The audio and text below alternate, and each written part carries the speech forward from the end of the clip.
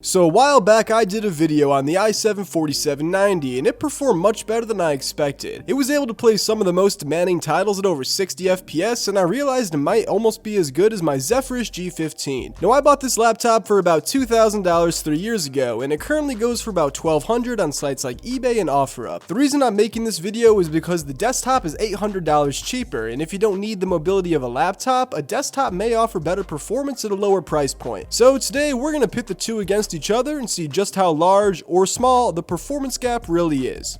At the heart of the G15 is the Ryzen 9 5900HS. It's an 8-core CPU with 16 threads, a base clock of 3 GHz, an all-core boost of 4 GHz, and a single-core boost of 4.6 GHz. It also came with the RTX 3070 mobile graphics processor, 16 GB of RAM, and 1 TB of SSD storage, which is good enough, but I ended up upgrading to 40 GB of RAM and added another 2 TB SSD. On paper, the desktop should perform worse. Originally, I bought this system for $30, coming with an i3-4130, 8 gigs of RAM, and a hard drive. It wasn't quite as powerful as I had hoped, so I threw in the i7-4790 for $40 and 16 gigs of RAM for $20. Next, I got rid of the crappy hard drive and installed a 500 GB Samsung 870 EVO SSD for $30, alongside an Asus RTX 3060 and a 600 watt power supply. Currently, a similar PSU on eBay goes for about $40, and you can easily find 3060s around the $220 price point. So in total, this computer cost about $380.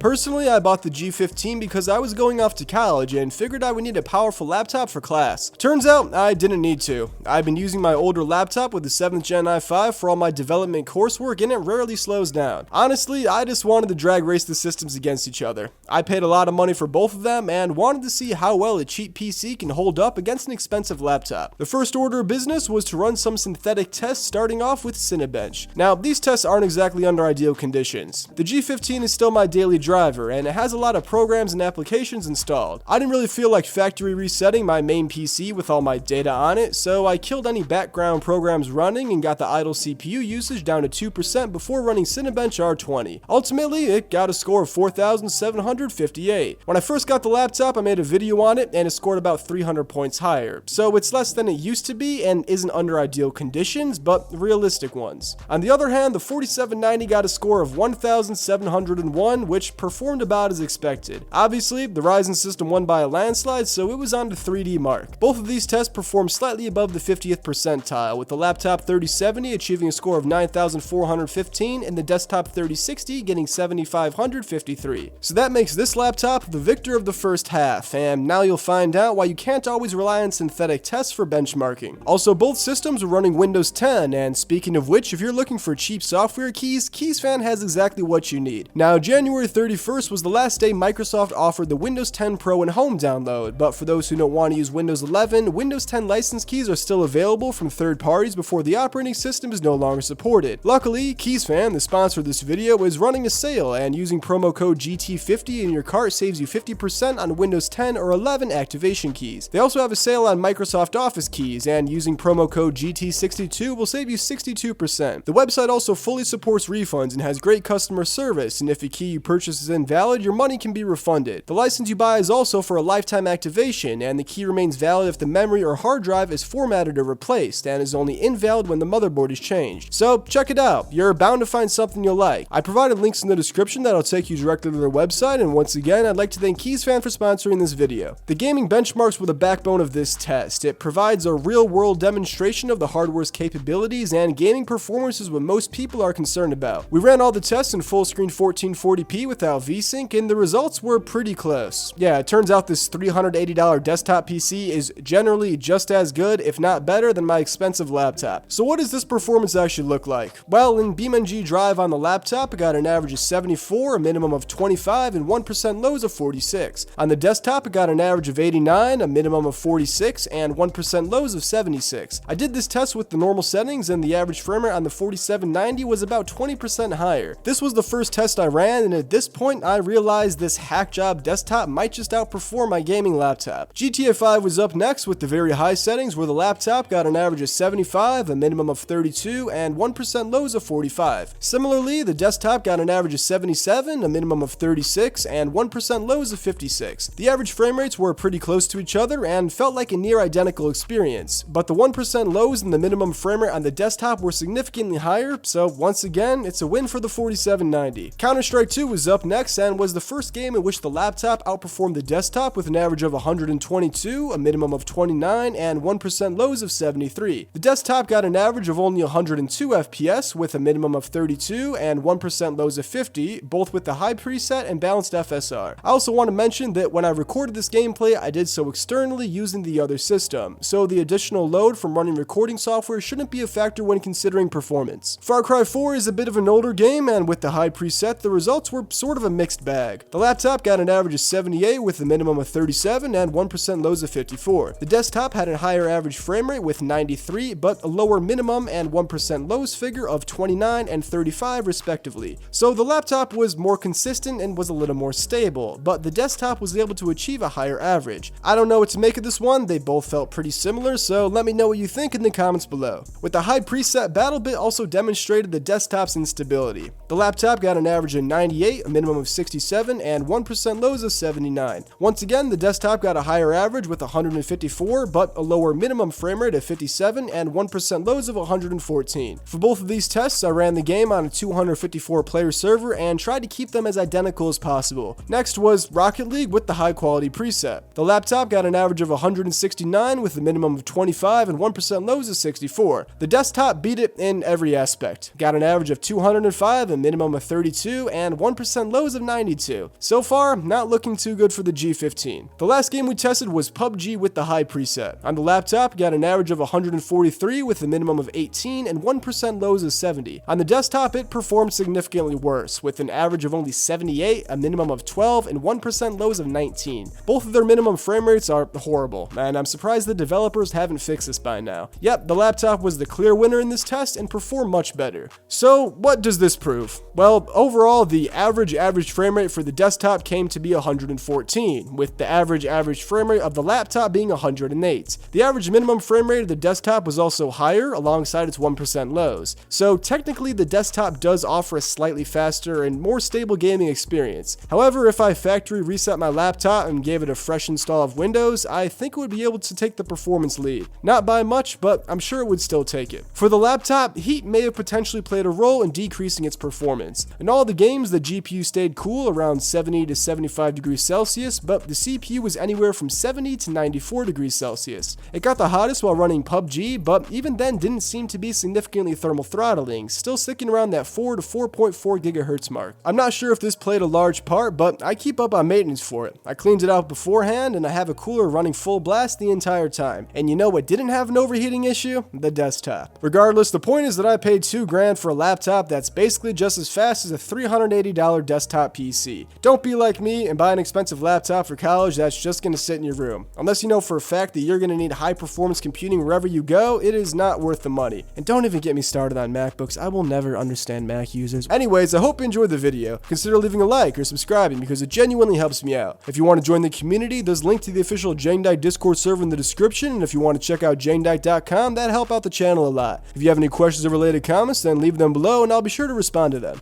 That's about it. Have a great day.